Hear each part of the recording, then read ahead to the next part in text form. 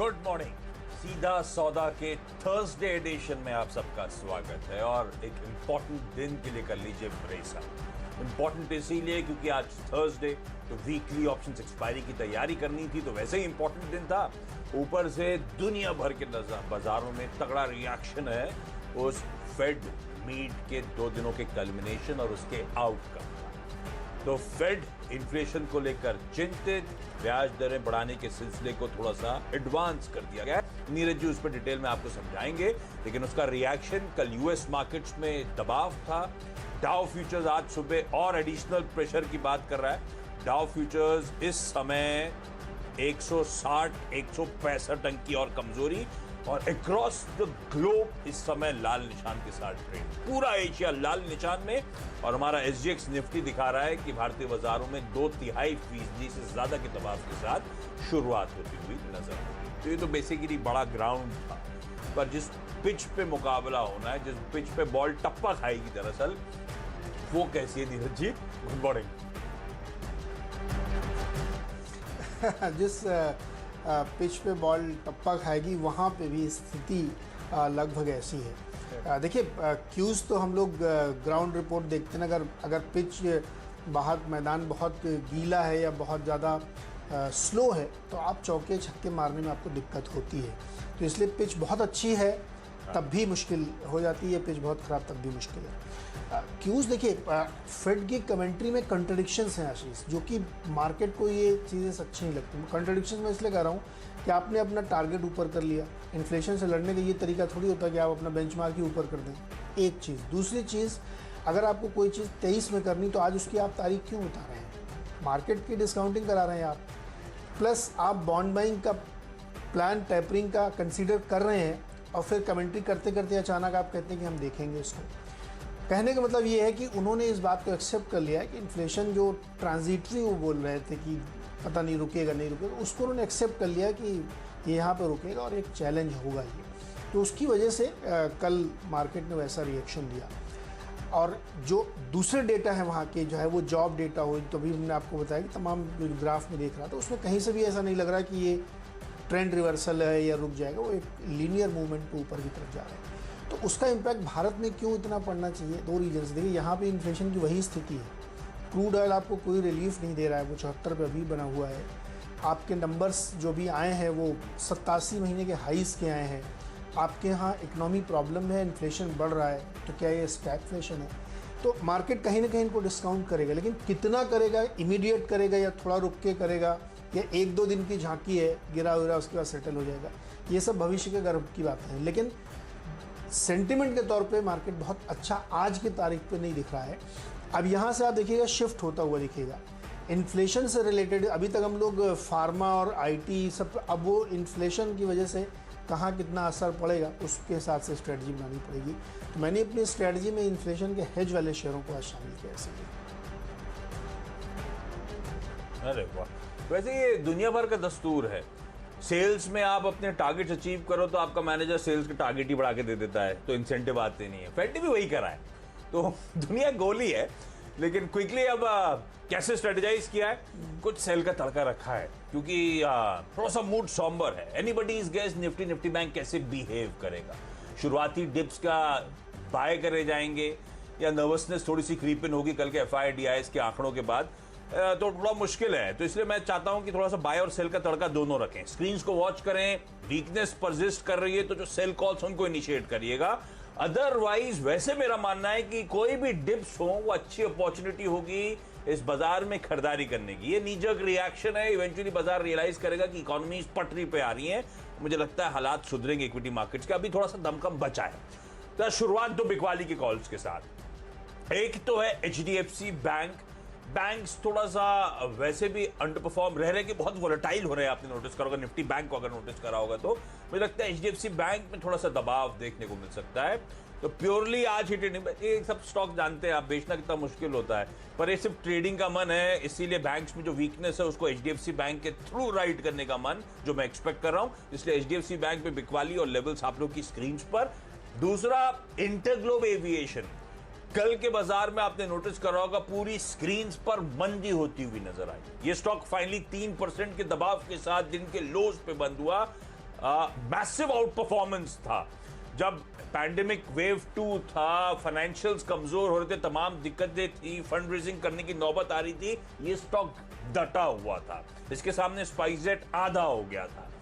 अब कुछ weakness creep in हो रही है, तो शायद कुछ प्रॉफिट्स ऑफ द टेबल जा रहे हैं। इसीलिए मुझे लगता है इंटरग्लोब एविएशन को अडाप्ट रखिएगा, उसमें भी बहुत लाइकली है कि कुछ प्रेशर के साथ कामकाज हो, लेकिन सेल के लिए कंफर्ट तभी रहता है जब आप स्क्रीन को क्लोजली वॉच आउट कर रहे हो, तो वॉच आउट करते रहिएगा। एचडीएफसी बैंक और इंटरग्लोब एविएशन यानी कि इंडिगो, दोनों में बिकवाली करने का काम। शुरुआत आशीष हमने कहा था कि हमने इन्फ्लेशन हेज की तरफ ध्यान दिया है और गोल्ड शेयरों पे फोकस है। टीबीजी को लिया है, इसके अलावा और भी शेयर्स हैं। मैंने क्यों लिया, देखिए इन्फ्लेशन का रिकग्निशन कम से कम लोगों ने कर लिया कि ये एक चैलेंज है। गोल्ड कितना $1900 तक गया था वो, और अब वो 1800 पे आ गया है। तो यहाँ पे ख़रीदने की एक बहुत अल्टीमेट अपॉर्चुनिटी आपके पास गोल्ड में बनती है। इसलिए बनती है क्योंकि जैसा मैंने कहा कि जब आप टाइमलाइन दे देते हैं तो कंजम्पशन की स्पीड और तेज़ी से बढ़ती हुई दिखेगी। इन्फ्लेशन जो अभी आपके नंबर्स दिख रही है और तेज़ी से बढ़ेंगे आपको, तो फिर आपको गोल्ड में वैसी ही बाइंग देखने को मिलेगी। और ये सिलसिला इकोनॉमिक ऐसा चलता है, क्योंकि जो इकोनॉमिक डेटा होता है वो रोज़ रोज़ मार्केट की तरह ऊपर नीचे नहीं होता, वो एक ट्रेंड में चलता है और वो ट्रेंड साफ दिख रहा है। तो गोल्ड में ख़रीदारी के लिए ये बेस्ट टाइम है आपके पास, क्योंकि $100 का करेक्शन गोल्ड में अभी हाई से आपको देखने को यहाँ मिल रहा है। तो गोल्ड में खरीदारी करनी चाहिए। अब इंडिया की तरफ आइए। इंडिया में तो अभी इन्फ्लेशन को रिकॉग्नाइज ही नहीं किया गया है। अभी तो न सरकार ने न आरबीआई ने, किसी ने इसको रिकॉग्नाइज नहीं किया। अभी इनको लग रहा है कि शायद ये अनलॉकिंग की वजह से ज़्यादा हो रहा है। तो अनलॉकिंग की वजह से जो भी हो रहा है उसका फ़ायदा भी गोल्ड ज्वेलरी कंपनीज़ को मिलेगा, और यहाँ पे आपको ख़रीदारी करनी चाहिए, क्योंकि गोल्ड फिर से ऊपर की तरफ जाता हुआ दिखेगा और ये अपॉर्चुनिटी होती है गोल्ड खरीदने की। दूसरा, हॉलमार्किंग की एक कहानी चली रही है कि तो उसके बाद से जो ब्रांडेड कंपनीज़ हैं उनको इसका बेनिफिट मिलेगा। आप टाइटन को आप देखिए 1700 का हाई बना दिया उसने इस दौरान में, जब अनलॉक हुआ भी नहीं था, क्योंकि लोगों को पता है कि बाइंग वहीं से आती हुई दिखेगी। तो मुझे लगता है कि गोल्ड वाले शेयर्स पे फोकस करना चाहिए, इसीलिए हमने उन शेयरों का शामिल किया है जहां पे आपको कंप्लीट हेज मिलता है इस इन्फ्लेशन के अगेंस्ट में और किसी भी ऑड के अगेंस्ट में। तो टीवीजी में खरीदारी करके चलिए, 90-95 रुपये का इसमें टारगेट होगा। और इसके अलावा 2 शेयर और जोड़ लीजिए इसमें, कल्याण ज्वेलर्स और थंगामाइल ज्वेलर्स, इन सब में खरीदारी करके चले। थंगामाइल वगैरह सब 900 साढ़े 900 के हाइज बना के वहाँ से करेक्शन देख चुके हैं, तो एक बाउंस बैक दिखेगा, मुझे लगता है इसलिए फोकस करना चाहिए। तो 3 शेयर टीवीजी, कल्याण और थंगामाइल, और चौथा टाइटन में भी खरीदारी करके चले। ओके, तो 2 सेल कॉल्स के साथ शुरुआत करी थी, अब बाइज हैं लार्जली। पहला है ग्रीन प्लाई इंडस्ट्रीज, 210 का भाव है, 216 के टारगेट से अप्रोच करेंगे। 2 रीजंस हैं ग्रीन प्लाई को चुनने के। पहला, फंड्स की बाइंग। मिराय एसेट म्यूचुअल फंड ने 7,06,000 शेयर, 7 लाख से ज्यादा शेयर्स, यानी कि आधे % से ज्यादा इक्विटी खुले बाजार से एक्वायर कर ली है। तो 4.8% पे मिराय का स्टेक था, बढ़कर 5.5% पहुंच गया। इस तरह की एग्रेसिव बाइंग हुई है, पहला रीजन। दूसरा, कल बाजार बंद होने के बाद इस कंपनी के जो रिजल्ट्स आए उसमें भी 350-340 करोड़ रुपए के रेवेन्यूज बढ़कर 400 करोड़ रुपए पहुंचते हुए, और 21 करोड़ का घाटा हुआ था पिछले साल इसी क्वार्टर में। इस बार 28-29 करोड़ रुपए का मुनाफा होता हुआ। इनफैक्ट लास्ट क्वार्टर से भी मुनाफे में एक इंप्रूवमेंट है। तो नंबर्स से पहले फंड की एग्रेसिव बाइंग, नंबर्स अच्छे, इस स्टॉक को अडाप्ट रखेंगे। एलजी बालाकृष्णन एंड ब्रदर्स, इस स्टॉक में खैर बढ़िया कंपनी है। 2 व्हीलर्स की जो बाइक चेन्स वगैरह होती हैं उसके लिए तो खैर कंपनी जानी जाती है। मेरे ख्याल से ऑलमोस्ट 3/4 इस देश का जो बाजार है वो इस इकलौती कंपनी के पास है, चेन्स का, स्प्रॉकेट्स का, मेरे चेन्स।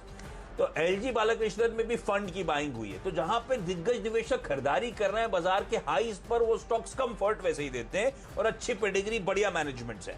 एचडीएफसी म्यूचुअल फंड ने अपनी तमाम स्कीम्स के जरिए 6,28,000 शेयर्स, यानी कि इस कंपनी की कुल इक्विटी आउटस्टैंडिंग का 2% स्टेक खुले बाजार से खरीद डाला है। तो 5.3% का स्टेक बढ़कर अब 7.3% पे पहुंच गया है। इस तरह की एग्रेसिव बाइंग कर दी है पिछले दिनों में LG Balakrishnan, green ply industries उस फंड बाइंग के चलते। और एक और कंपनी है नाथ बायोजीन्स, 475 के हाईज, 400 पे ये स्टॉक चल रहा है। कल बाजार बंद होने के बाद अपडेट आया कि 24 जून हो गया, यानी कि अगले हफ्ते का गुरुवार, थर्सडे को बोर्ड मीट है। रिजल्ट्स, डिविडेंड के साथ साथ ये कंपनी बाय बैक पे विचार करने जा रही है। अच्छा, बहुत ज्यादा टॉक्ड अबाउट कंपनी नहीं है, तो मैं क्विक स्कैन रन कर रहा था। 750 करोड़ का मार्केट कैप, आदित्य बिरला सन लाइफ 8.5% स्टेक इस छोटी सी कंपनी में रखता है, और दिसंबर क्वार्टर्स के नंबर्स भी बढ़िया थे, तो लेसन नोन थी, थोड़ा सा स्कैन भी कर लिया मैंने उस बोर्ड मीट से पहले खरीदारी करने का मन। चलिए, अगला स्टॉक है मेरा, जो 5वां स्टॉक है वो हिंदुस्तान जिंक है, और इसमें भी खरीदारी करके चाहिए। देखिए, मेटल में एक बड़ा सेल ऑफ कल देखने को मिला है। स्टील कंपनीज में चाइना ने बहुत ज़्यादा और रिस्ट्रिक्शन लगा दिया, एक्सपोजर पे रोक लगा दी, और बहुत सारे प्रतिबंध उसने लगाए हैं सिर्फ इसीलिए कि ये इन्फ्लेशन रुके। लेकिन जिंक को लेने के पीछे ज़्यादा वजह सिल्वर की है, और मेटल की जो रैली है ये अप डाउन्स के बाद फिर से कंसोलिडेट करके ऊपर की तरफ जाएगी, लेकिन इमीडिएट मुझे लगता है कि प्रेसियस मेटल पे फोकस करना चाहिए और उस पर खरीदारी करके चलना चाहिए। इसलिए हिंदुस्तान जिंक को शामिल किया है 342 के टारगेट के साथ, इसमें लॉन्ग पोजीशन रहा है। हर्षित, अगर 5 हो गए हो तो डिपेंडेबल बताएं। हाँ जी, 5 हो गए, और डिपेंडेबल के तौर पे आजकल आपने नोटिस करा होगा पावर स्टॉक्स का बड़ा पावरफुल प्रदर्शन देखने को मिल रहा है। तो उसी कड़ी में आजकल ज्यादा चर्चा होती नहीं सीईएससी की। सीएससी के कोलकाता वो एनर्जी वाला नंबर्स बढ़िया है, और दूसरा वो जो सब डिवीजन करने वाले थे शायद बाजार में, उसको लेकर उत्साह लौटे। तो पहले तो ज्यादा इंपॉर्टेंट चीज नंबर्स, अच्छा क्वार्टर गया, अच्छा ऑपरेशनल इंप्रूवमेंट है, आय में साल दर साल 10% का उछाल, और उसके सामने एबिटा 45% का जंप, तो 22% के मार्जिन बढ़कर 29% पे क्लीन 700 बेसिस पॉइंट्स का मार्जिन में एक्सपेंशन हुआ है, और प्लस 1 का 10 हो गया है। 1 का 10 मतलब एक स्टॉक को 10 स्टॉकों में विभाजित करने की तैयारी, वो सब डिवीजन, वो स्टॉक स्प्लिट को बोर्ड की मंजूरी हुई है। 1 का 10 हुआ तो मुझे लगता है उत्साह वैसे ही जाग जाएगा, और नंबर्स अच्छे हैं, ज्यादा इंपॉर्टेंट, इसीलिए खरीदारी करने का मन, इसलिए डिपेंडेबल का डर रहा। चलिए, मेरा डिपेंडेबल स्टॉक है वेदांता, और वेदांता मेटल कंपनी है, उसकी वजह से आपको लगेगा कि मेटल तो इस समय डाउन ट्रेंड में चल रहा है, लेकिन इसमें क्रूड का भी बड़ा प्ले है, और उस पर फोकस करना चाहिए, क्योंकि कच्चे तेल में जो तेज़ी है $74 की, उसका फ़ायदा इनको मिले। केन एनर्जी भी इसके अंदर है, जो लोग याद नहीं कर पा रहे हैं। दूसरी चीज़ ध्यान रखिएगा कि जो क्रूड की प्राइसिंग है उसको लेकर के कई सारे डेवलपमेंट्स होने की संभावना है, और उसका सिंगल बिगेस्ट बेनिफिशरी अगर कोई होगा तो वो वेदांता होगा, क्रूड के ज़रिए और केन एनर्जी के ज़रिए। और मेटल की कहानी ऊपर नीचे के बाद इंटैक्ट हो जाएगी, उसको लेकर के बहुत ज़्यादा चिंता नहीं है, लेकिन मुझे लगता है वेदांता को रडार पर रखिए।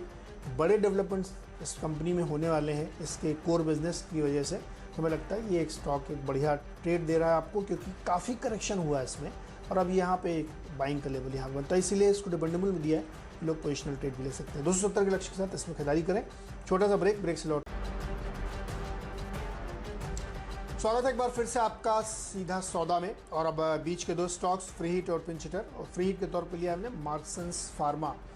इसको इसलिए लिया है, पिछले दिन एक खबर आई थी कि दुनिया का जो सबसे बड़ा पी फंड है जो फार्मा कंपनी में निवेश करता है, उसने कन्वर्टेबल वारंट इसमें लिए हैं क्लोज टू 5 करोड़, और उसका प्राइस है ₹74। जिस दिन ये आया था उस दिन बहुत अच्छा स्टॉक ने रिटर्न दिया था, उसके बाद ये थोड़ा सा करेक्ट हुआ, और प्रमोटर ने भी 1 लाख वारंट लिए हैं जो कन्वर्ट होंगे 74 के प्राइस पे। मैं इसलिए स्टॉक को कह रहा हूँ क्योंकि जिस फंड ने इसमें लिया है मेरी मीडिया ने, उसने जो है बहुत ही ज़बरदस्त गेंस अब तक दुनिया भर में फार्मा कंपनीज भी कमाए हैं, और जिस प्राइस पे उसने लिया 74, वो समझ लीजिए कि आप डाउन साइड वहाँ पे कैप हो गई आपकी, इससे ऊपर ही जाना है स्टॉक, और इस पैसे का इस्तेमाल जो करना है उनको वो एक्सपेंशन भी करना है, इसीलिए मार्क्सन्स फार्मा खरीदारी करें। और पिंच हिटर पे अग्रवाल इंडस्ट्रियल कॉर्पोरेशन कल हमने लिया था, स्टॉक में सर्किट लग गया था तो बहुत ज़्यादा लोग बाई नहीं कर पाएंगे। 2 रीजन हमने आपको बताया था कि फ्रेट चार्जेस बढ़े हैं, बिटुमन और एलपीजी की बल्क सप्लाई का काम ये करते हैं, जिसकी डिमांड लगातार बढ़ रही है अनलॉकिंग की वजह से भी, तो इसमें खरीदारी करके चल सकते हैं। मुझे लगता है इसमें आज भी अच्छा रिटर्न मिलेगा। हाँ, वो सर्किट धनसेरी टी वगैरह जो सर्किट लगा था कल, वो तो आज भी एक्शन में रहेंगे, उनको इंक्लूड नहीं कर रहा हूँ, नया फ्रेश स्टॉक्स लेकर आया हूँ। फ्री हिट पे है आशियाना हाउसिंग, तो रियल एस्टेट रह रहे के हरकत में, हालांकि आज का दिन क्या है कि हाई बीटा वालों के थोड़ा दिक्कत बड़ा हो सकता है, लेकिन आशियाना हाउसिंग अच्छे स्वीट स्पॉट पे 165 के साल के हाईज उससे करेक्ट हो गए, और कल इन्होंने घोषणा करी कि गुड़गांव में, गुड़गांवा कहते हैं ना गुरुग्राम को, गुड़गांवा में 22 एकड़ जमीन इन्होंने खरीद ली है। कल वो सेल्स डीड रजिस्टर हो गया है, जिसमें ये लोग potential saleable area 21 lakh square feet का देख रहे हैं। तो ग्रुप हाउसिंग प्रोजेक्ट दरअसल वहां पे आने की तैयारी। तो न्यू फाउंड एग्रेशन आशियाना हाउसिंग रडार पर और श्रेया शिपिंग रडार पर रखी है। कल भी शिपिंग की हम लोग चर्चा कर रहे थे, लेकिन आज लेने का वजह एक और। कल जो कैबिनेट मीट का आउटकम आया 3 बजे, उसमें इनलैंड वेसल बिल को भी कैबिनेट ने मंजूरी दे दी है, जिसमें बहुत कुछ है, सेफ्टी सिक्योरिटी ऑफ वेसल्स और रजिस्ट्रेशन वगैरह आसानी से हो सके। श्रेया शिपिंग ध्यान रखे 13 वेसल्स ऑपरेट करती है, जो मिडिल ईस्ट, बांग्लादेश, आसपास श्रीलंका, पेरिफेरल एरियाज में वो ट्रांसपोर्टेशन होता है। साथ साथ ये company daily fix schedule Indian ports के लिए रोज चलाती है कि 2 बजे यहाँ पे, 4 बजे यहाँ पे, पूरा लेफ्ट से राइट हिंदुस्तान का जो कोस्टल एरिया उसको कवर करती है। और इससे जब मैनेजमेंट से बात हुई थी तब ये लोग इनलैंड वाटरवेज को लेकर बहुत बुलिश थे, इसलिए रडार पे रख रहा हूं। साल के हाईस 230 के और पहले स्टॉक्स ने 750 के लेवल्स देखे हुए हैं, जो पिट के अभी इस समय खड़ा हुआ है। तो ये 2 स्टॉक्स खरीदारी करने का मन। क्विकली छोटा सा ब्रेक के उस पर आखिरी के 2 स्टॉक्स और साथ साथ टीम्स का क्विक रन। स्वागत है एक बार फिर से आपका सीधा सौदा में। और आखिरी के 2 स्टॉक्स, जिसमें एक तो सोमानी सिरेमिक्स है, इसके रिजल्ट्स आए और अच्छे दिख रहे हैं। हालांकि लो बेस पे थे, लेकिन फिर भी बहुत ज़्यादा तेज़ी इसमें देखने को मिली। रेवेन्यूज़ में 58% की ग्रोथ मिली है। एबिटा में 5 गुना हो गया है यहाँ पे। और मार्जिन्स जिनके हैं जो बिल्कुल नीचे चले गए थे 3-4% पे, वो बढ़ के 15-16% पे आ गए हैं। और कंपनी घाटे से मुनाफे में आई, तो बहुत ही स्ट्रॉन्ग नंबर्स आए हैं और रिकवरी बिल्कुल साफ दिख रही है। तो हमें लगता है कि ये ट्रेंड कंटिन्यू रहेगा और स्टॉक में अच्छा मूवमेंट आपको देखने को मिल सकता है। सोमानी सिरेमिक्स में खरीदारी कर सकते हैं। आखिरी स्टॉक है लार्सन एंड टुब्रो, दिग्गज कंपनी है और इंफ्रास्ट्रक्चर सेगमेंट की कंपनी। अंडर परफॉर्मर है, डिकेट्स का अंडर परफॉर्मर है। मुझे लगता है कि शायद इसमें अब कुछ बड़े बदलाव होंगे, कुछ बड़े कॉर्पोरेट्स डेवलपमेंट की सुगबुगाहट है, चर्चाएँ हैं। तो L&T को रडार पर ज़रूर रखिएगा। आपका आज ट्रेड करने का मन नहीं कर रहा है मार्केट देख के तो मत करिएगा, लेकिन इसको अपनी वॉच लिस्ट में डाल लीजिए, क्योंकि जब बड़े डेवलपमेंट होंगे तो आपको आज का दिन याद आएगा कि मैंने आपसे कहा था कि लेके रखिए इसको। चलिए आखिरी के 2 प्लेयर्स हैं, एक बाय और एक सेल वापस आ रहा है। दोनों प्रमोटर्स के एक्शन के चलते लिंकन फार्मा प्रमोटर्स की बाइंग हुई 340 साल के हाई से। कल प्रमोटर मुंजाल पटेल ने 50,000 शेयर यानी कि 0.25% आउटस्टैंडिंग इक्विटी का खुले बाजार से खरीदा है। ये कल ही के दिन खरीदा गया है। तो लिंकन फार्मा में खरीदारी करने का मन, जहां पे प्रमोटर्स, और लिंकन फार्मा मैंने नोटिस किया था पहले भी प्रमोटर्स की ओपन मार्केट में बाइंग हुई थी, तो कल की इस बाइंग के चलते खरीदारी और वहीं प्रमोटर की सेलिंग। ऑरबिंदो फार्मा, हालांकि ऐसे दिन जब वोलेटिलिटी होती है, वीकनेस होती है, फार्मास्यूटिकल्स हो सकता है आउट परफॉर्मेंस दिखाएं, लेकिन फिर भी ऑरबिंदो फार्मा को लेकर मन खट्टा इसलिए हुआ कि प्रमोटर्स तमाम न्यूज डेवलपमेंट न्यूज रिपोर्ट्स के बीच में प्रमोटर कंबाम स्फूर्ति ने 6 लाख शेयर्स खुले बाजार में बेच दिए। तो इसीलिए ऑरबिंदो फार्मा कल भी थोड़ा सा सर्व कर रहा था स्टॉक, और आज शायद दबाव के साथ कामकाज। नीरज 10 की टीम आप लोग की आपकी स्क्रीन पर क्या पसंद आ रहा है? आज तो कुछ सेल के तड़का भी है। नहीं, मैं बाई के साथ जाऊंगा। और LG बालाकृष्णन जो आपने लिया ना, मुझे ध्यान है जिस दिन इसका रिजल्ट आया था उसके बाद मैंने टीम में लिया था और स्टॉक ने सर्किट मारा था। तो स्टॉक अच्छा है, रिजल्ट बहुत बढ़िया है, और अब जो फंड बाइंग है मुझे लगता है कि इसको ज़रूर ध्यान में रखना चाहिए। और ये जो टारगेट आपने दिया है ना 12 रुपये ऊपर का, ये बहुत आराम से अचीव हो जाएगा। यही कैप्टन चॉइस है। मेरी टीम देख के बताइए क्या पसंद है। थोड़ा सा मार्केट नर्वस हो रहा था, इसलिए थोड़ा सा एग्रेसिव नहीं रखा है टारगेट। तो पहले वो टारगेट अचीव हो जाए, उसके बाद आप लोग ट्रेल करिएगा अगर ऐसा हुआ तो। आपकी टीम में कई सारे स्टॉक्स, लेकिन सोमानी सिरेमिक्स नंबर्स वाकई अच्छे हैं। अब कितना लो बेस पे और कितना वाकई एक्चुअल ट्रैक्शन लौटा है, ये तो मैनेजमेंट से बातचीत होगी तो पता चलेगा, लेकिन numbers on the face but अच्छे, इसीलिए इसको कैप्टन चॉइस का दर्जा है।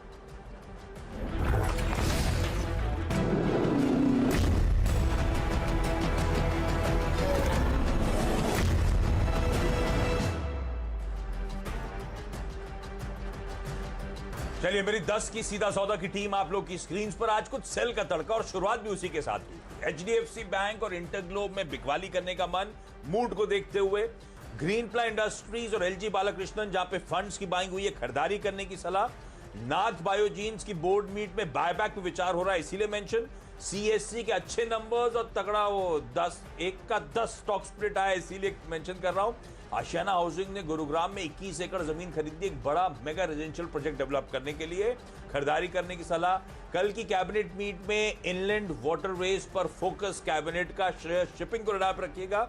और साथ साथ लिंकन फार्मा, जहां पे प्रोमोटर्स की बाइंग कल बाजार में हुई, और उसके साथ ऑरबिंदो फार्मा एक और सेल कॉल जाते जाते, जहां पे प्रोमोटर्स ने 6 लाख शेयर्स कल खुले बाजार में बेचे।